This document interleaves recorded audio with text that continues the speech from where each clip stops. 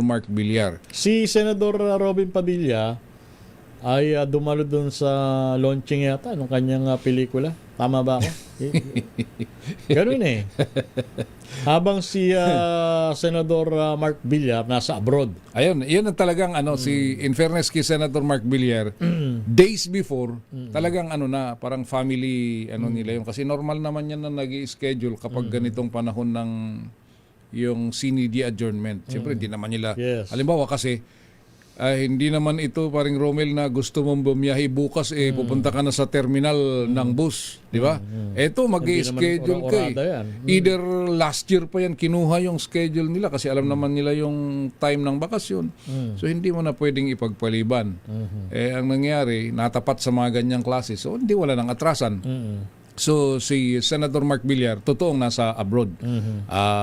Ito din sa nung natapat yung special session nung araw ng Miyerkules, June 17. Pero si dating Senate President Alan Peter Cayetano nagla-live pa rin sa Facebook niya. Kahapon, ng tanghali. At talaga namang kaliwat kanan pa rin ang kanyang upak sa bagong majority. Ayun na nga. Particular kina yung huli niyang binanatan sina Senador Lacson at Soto. Tapos yung Senador magkapatid. Tulfo. Magkapatid na Erwin at Rafi Tulfo. Yan na nga yung medyo sabi nga ni Senator Tito Sen kahapon huwag nang patulan yan. Pero ako naman, paring Raymond, sa opinion ko lang, magtatanong ako, kung halimbawa ba umattend na, halimbawa magpakita na ng personal sa kapulungan si Senador Alan Peter Cayetano, masasabi niya kaya ng harapan dun sa mga inaakusahan niya yung ganong katitinding pananalita? Sige nga, tingnan nga natin, hindi ba? Kung talagang lalaki siya, bakit hindi niya sabihin ng personal? Harap-harapan. Tingnan natin. Yun na nga ay siguro yun ang kuminsan, yun nga yung hinihingi ng mga kasamahan na dapat lahat ng mga binibitawang pahayag i-confine mo sa loob ng Senado. Ilagay mo sa tamang forum, tamang perspective. Para yun ang hinihingi. Sana, kasi wala naman tayong ibang hinahangad lalong, in fairness din naman sa kanya, paring Romel, nagsabi na siya na once na makuha niyo yung 13, wala nang problema. Sabi niya. Sana ngayon na nakuha na yung 13. Balik na kayo sa trabaho. Ayun, di ba? Well, in fairness din naman nga kasi nakabakasyon na ngayon.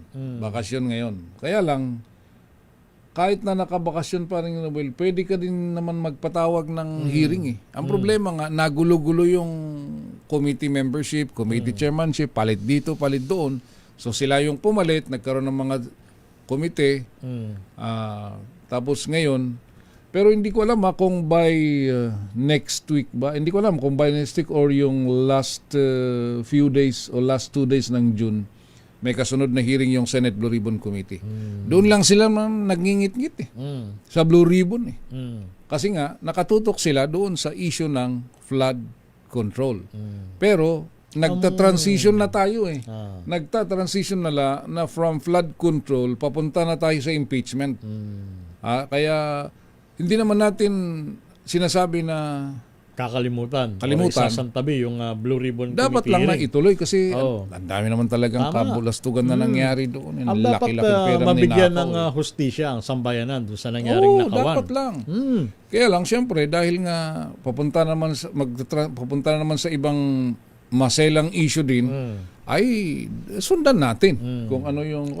Well, kasi naman, parang Raymond, ang pangamba naman ng grupo ni Senador Cayetano, baka naman iniiwas nyo lang talaga na hindi masagi ang investigasyon sa flood control ngayong bago na ang liderato ng Senado. Diba? Yun ang kanyang apprehension. Baka mamaya kinakalimutan nyo talaga or nililis nyo ang pensyon. May kanya-kanyang version yan kaya kasi totoo naman. Gaya nun, sabi nga, di ba, napangalanan si Senador Erwin Tulfo doon sa hanggang ngayon, inaantay nila yung matibay na ebidensya. Para kasi ang hirap nito yung magpakita ka ng picture, turo ka ng turo, gaya ng nangyari kay Sharon at Kiko Pangilinan. After na magpakita ng picture, nung naglabas sila Sharon at Kiko ng mga video at pruweba na totoo naman talagang, hindi naman nila itinatanggi na bumiyahida that day, na umakyat sila ng Marawi. At nung nandun sila sa Lagindingan Airport, yung pala yung mga picture. Biglang kumambyo yung abogado. Hindi naman daw nila sinabihan na Tumanggap. nakatanggap ng maleta. Ayun. Pero ang tanong doon, ano ang purpose? Bakit Kaya nga, bakit pinakita mo yung ganyang litrato? ikaw yung gumawa ng affidavit, Oo. ikaw yung nagpapakita ng mga picture, tapos Sabi kinabukasan. nagkamali daw. Yun na nga paring Romel kaya ko minsan, kahit sino ang pangalanan doon. Tapos, meron yung bagong dating daw doon. Pati media na nakita daw na nag-usap si ganito at si ganon. Yun na yun, may maleta na. At saka, flood control na ang issue. Bakit? Anong masama doon? Halimbawa nagkita tayo sa isang restaurant, nag-usap. Anong kinala? Sigurado ka ba na yung pinag-usapan? Ito, kuminsan talagang marites ang dating, paring Romel Marites na marites Di ba? Ito, hindi natin pinagtatanggol yung mga pinangalanan Pero yung the way it is being, yung narrative, yung kwento, para bang, unless na sinabi sana niya na kaharap ako nung nag-usap sila. Di ba? Yung ganun, gaano ka, di ba sa korte, di ba tatanungin, gaano ka kalayo doon sa inaakusahan nung nag-usap? Parang narinig ko nung impeachment process na yun dalawang dipalang ho. 2 feet away. I'm 2 feet away. Di ba yung mga ganon? Pero yung, paano mo nakita? Hindi, dumaan kami, bumaba, nakita ko, nag-usap sila, may dalang. Yun na yun, flood control na yun. Ibig sabihin, At di ba? saka ang dami nilang pinakita mga picture, hindi ba? Yung isa pa, yung si dating PNP Chief General Torre. Yung pala, nung edited pala. Hindi pala si General Torre yun. Yung wrestler. Pinalit yung mukha ni... Pinalit yung... So AI generated pala. AI generated. Nakalimutan ko yung pangalan ng wrestler na yun kasi may dugong Pinoy yun Yun na nga. Pambihira talaga, no? Doon, sabi nga natin, bumalik-balik tayo doon sa basic. Totoong dapat may managot. Pero dapat naman, pag nagbanggit ka, kasi ang hirap nun babanggitin Sabi mo yung nga pangalan ngayon, bukas babawin mo. Madaling mag-akusa, Oh. pero yung patutunayan mo, ibang usapan yun. Nako, ewan ko kung saan pupunta ito. Kaya kung minsan, tama yung sabi nila na medyo pag-ingat-ingatan natin. Alam mo, ako sinasabi ko na, lalo na ang mga, yun nga usap-usap, balikan ko lang si Congressman Pepito Alvarez. Yan ng Palawan. Di ba may term na ginamit siya doon? Nung nandun kami sa News Center, doon sa press office sabi niya binola pa ako. Ay, alam namin yan kung sino yan. Sino yan? Alam na namin yan kung sino yung binola pa ako, sabi niya sa text niya. Yun na yun. Napanood na natin yan Maalala mo yung nagtestigo against Senator Lacson? Sino nagpresenta nun? Di ba? Opisyal siya nun ng GMA administration. Mike Defensor. He was then a secretary during that time. Anong nangyari? After na mag-akusa kay Senator Ping, pagdating sa dulo, bumawi. Nagsorry pa kay Senator Ping Lacson. Ang sinasabi natin, ito, deja vu na naman. Mike Defensor ulit. Sa pork barrel, hindi ba? Tapos ito na naman, napakaraming mga testigo. Si Atty. Baligod pala sa pork barrel. Si Atty. Hindi, ang ano ko dyan, paring Romel, is parang nakinikinita ko na. Hindi ko, parang darating sa dulo, itong 18 at mahigit pa, ang sasalo ng lahat ng bigat ng nangyayari. Bakit? Nakailang kaso na sila. May kaso sila sa Pasay, kay Senador Erwin. May kaso kay si Congresswoman Garin nag-file. Meron pa sa Mindanao kay Congressman Nadjong. Nag-file si Benny Abante ng Maynila. Nag-file si Zia Alonto Adjong sa Marawi. Yun nga, binabanggit ko sa Mindanao. 5 yun eh. So dito pa lang, darating ang araw, magpa-file din yung iba. Ako naman, yun nga, binabanggit mo. Darating ang araw, wala ka nang gagawin kundi araw-araw, pupunta ka sa korte para humarap sa kaso. Yun nga babanggitin ko. Pag binitawan sila. Ayun ang pinakamahirap, pinakamalaking problema. Sana lang, hanggang sa dulo, samahan nyo itong 18 na ito, kayong mga handler nila. Kasi nakakaawa eh. Baka mamaya, pagdating ng panahon, iiwanan nyo lang sa ere itong mga ito. Kawawa din yung kanilang mga pamilya. Napanood na natin to, paring Romel. Napanood na natin ito. Kaya... At saka dapat kasi ito ang pagkakaibhan. Para ulit-ulitin natin, ito yung kakaibhan. Iba ho yung humaharap ka sa isang investigative body na ikaw ay nakapanumpa, meron kang sinumpaang salaysay doon. Pipirma ka, siyempre. Pipirmahan mo. Protektado ka ho ng batas na hindi ka pwedeng kasuhan kung ano man yung sasabihin mo. Halimbawa, humarap ka sa Kongreso, humarap ka sa Senado, ito ang testimonya ko, or sa punta ka sa Ombudsman, o sa DOJ. Under oath ito. Under oath, Yan. pirmado, hindi ka pwedeng kasuhan. Pero yung nag-press conference, sila nag-press conference, di ba? gaya nung ginawa dyan sa Mandaluyong, inakusaha, pakawala ka ng akusasyon. Bukas, antimano, kung gusto kang kasuhan, ay pala, si George Garcia, COMELEC chairman, di ba? Sinama din. Ngayon, nagbabalak na din na mag-file ng kaso. Kaya lang sabi niya, hinihilot pa at tinitignan pa, hindi pwedeng ganun-ganun. Dahil napakadaling magkaso. Totoo naman, napakadaling magkaso. Ang problema, kailangan mo ng sapat na ebidensya at sino yung kakasuhan. Yung ganun. So, yun ho ang malaking kaibhan. At tapos nung nag-press con, sila din naman. Ayun. Tapos may taga-urot pa. Answer, kumbaga, question and answer portion na nangyari eh. Na nung una, pinalutang na resumption daw ng Blue Ribbon. Blue Ribbon hearing. Ano nga ba nangyari? Bakit hindi punta yung mga supposed to be dapat nandun na senador? Meron, dumalaw si Senator Amy. Wala na sa kanila ang Blue Ribbon during that time. Kaya nga. Napalitan na yung chairman. Di ba? Well, yun na nga. Hopefully, ako, ang tinitingnan natin is yung sa pamilya. Kasi sila yung sasalo. Sila yung collateral damage. Sila yung sasalo ng lahat. Inuulit-ulit natin na hindi natin sinasabing hindi totoo yung kanilang mga pinagsasasabi. Pero napakahirap yung sabi ka ng sabi, tapos bukas na bukas, bawi. Yun lang yun. Pero pwede ba sa hukuman yun? Walo, yun lang yun. Pag nag-akusa ka at meron kang hawak na ebidensya, yun na. File mo sa korte o dalhin mo sa mga dapat na forum. At napakahirap, paring Raymond, along your testimony, merong inconsistency. Yun na nga. Hindi ba? Napakahirap nung i-reconcile pagdating sa hukuman. Yung nung una kang nagsalita, sabi mo 5 dinala mo kay ganito. Nung sumunod, hindi 3 pala. Nung sumunod, ano na lang, hindi lang maleta, yung paper bag na lang. Wala na. Paano mong wala na. Articulate yung mga ganyang argumento?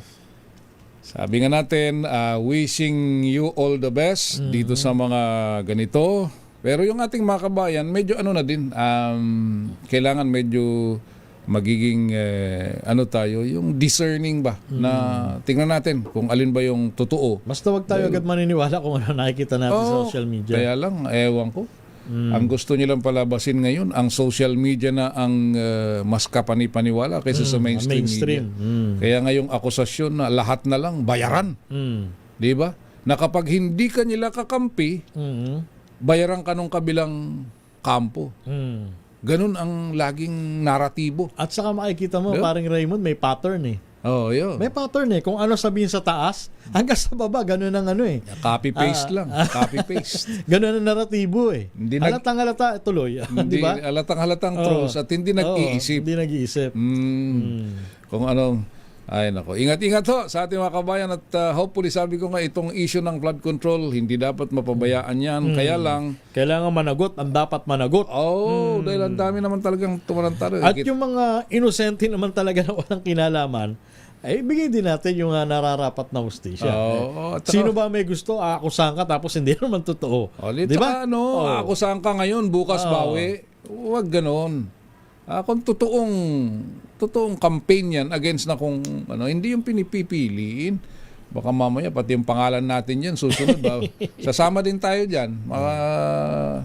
Dahil sasabihin nila hindi yung sinasabi natin dito kung totoo panindigan. Hindi yung laban bawi. Ganun lang yun. Para dapat managot kung sino yung dapat managot. Yun. Di ba? Ganun lang yun. Kaya lang, binabanggit natin is from flood control, sa ayaw at sa hindi natin magka-transition tayo dahil mag-July na, July 6, July 6. itinakda yung pagsisimula Umpisa na ng ng paglilitis.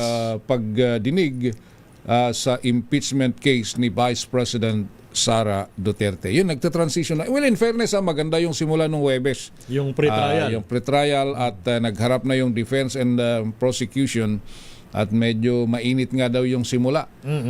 Bagay, intindihin naman natin, that's normal. Sa korte nga Yun. nagsisigawan yan. At saka yung mga, nakita mo naman yung linyada ng mga abogado na magkabilang panig Malulupit. Pare-parehong dekampanilya. Pero pansin ko talagang kababata nung nandito sa hilera ng defense. Yung grupo nila Attorney Michael Poa, Puro saka bata. tila Attorney Season. Ang babata, yung mga nandito sa kabila.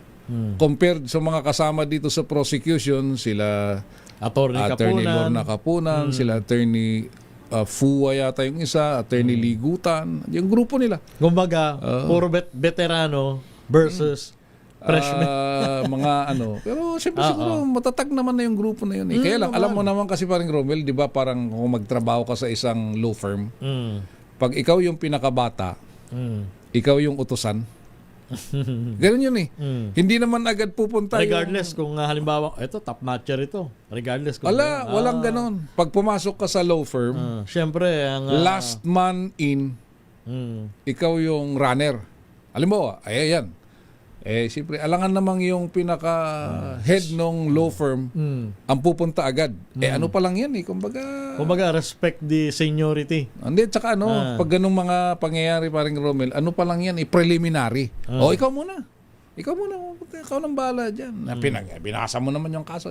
Ganito, ganun. Siyempre, may mga instruction yan from the senior partners. Yung ikaw lagi ang nakaharap. Ganun yan eh. Di ba, sabi nga nung isang kakilala kong abogado na hindi naman siya top-notcher pero kahit paano may sinasabi din. Nung pumasok sa law firm, may taga-bit-bit lang ng yung Attache case. Attache case. Nagpunta sila ng Supreme Court, may oral argument. Hindi nakarating ngayon si senior partner. Eto na ang pagkakataon ko. Ay naobliga. Nagsuot na ng toga. Ayun. So kailangan, hindi na ibig sabihin na ikaw ay junior partner sa law firm, ikaw yung taga-bit-bit ng attache case. Hanggang doon ka na lang. Hanggang doon ka lang. Hindi, gaya nung nangyari. Sabi nga niya hindi naman masabing yung maipagmalaki mo, pero at least kahit paano, tumayo na siya. Kasi nagulat siya Hindi tumayo. Sabi ng you're part of the law firm. Tumayo. Yan.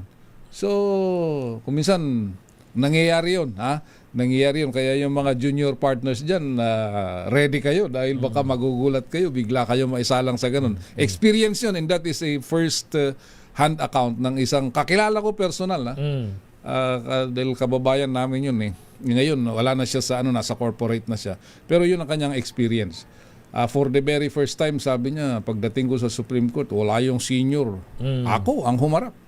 Kaya, mantakin mo, pag oral argument paring Romel, hindi iisa ang kaharap mong judge. Tama. 15 yun na magtatanong sa'yo. Depende sa kagustuhan nila. Kaya kung minsan, kahit na 1 oras lang ang allotted sa'yo, nag-i-stretch out into 3-5 hours. Talagang yan. Talagang igigrill ka ng gusto. Sabi nga daw sa kanya, you may want to take something. Ibang parang natapat kasi sa oras na pwede ka namang kumain. No, Your Honor, I have to finish. You go ahead with your questions and I'm always ready. Alam mo naman sa gera, sabi nga nila paring Romel, ang laging delikado ay yung unang putok. Yung First volley. first volley of fire.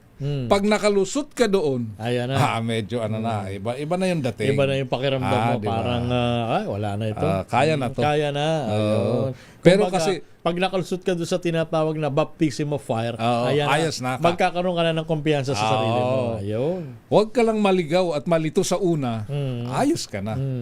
Lahat yan. Kaya, in the meantime, marami tayong mapag-uusapan ngayong umaga. Makibalita tayo sa lagay ng ating panahon dahil sabi may parating na bagyo. DZRH Weather Bulletin.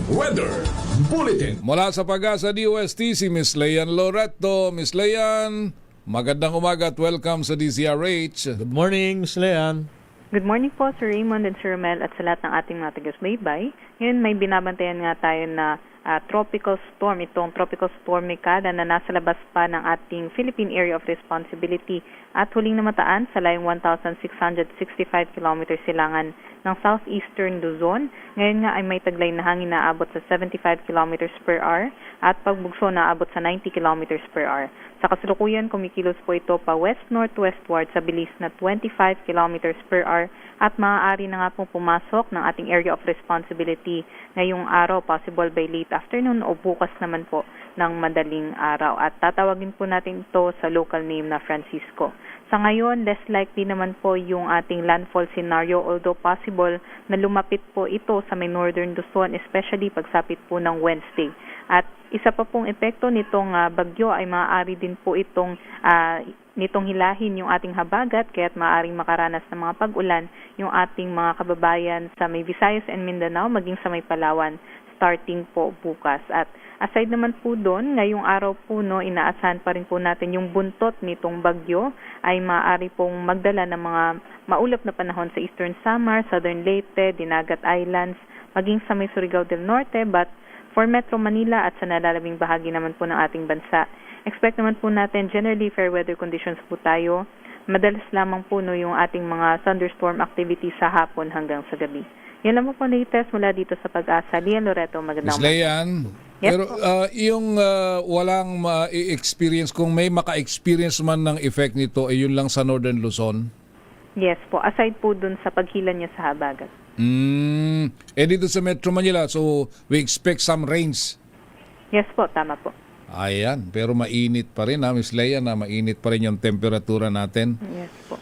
Ang Alright. nakikita po natin sa Metro Manila, possible po yung habagat by Wednesday. Wednesday. Okay. Salamat, Miss Leyan. Magandang umaga.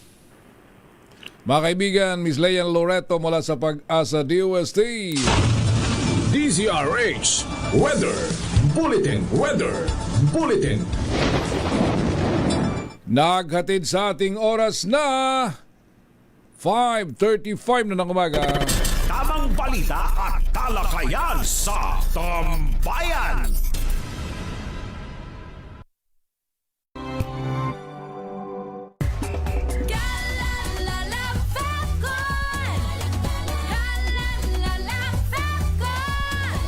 Ang bango ng sampayan, tara na magsayawan! Calefabcon, amoy nakaka-joyful.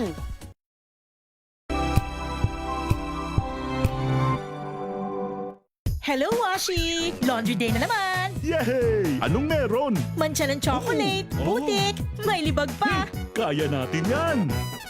With Pride Washing Machine Detergent, may triple stain-away formula. Tanggal ang makapit, madikit, at malupit na dumit mancha. Kaya easy-easy ang labada. Mula noon hanggang ngayon! All you need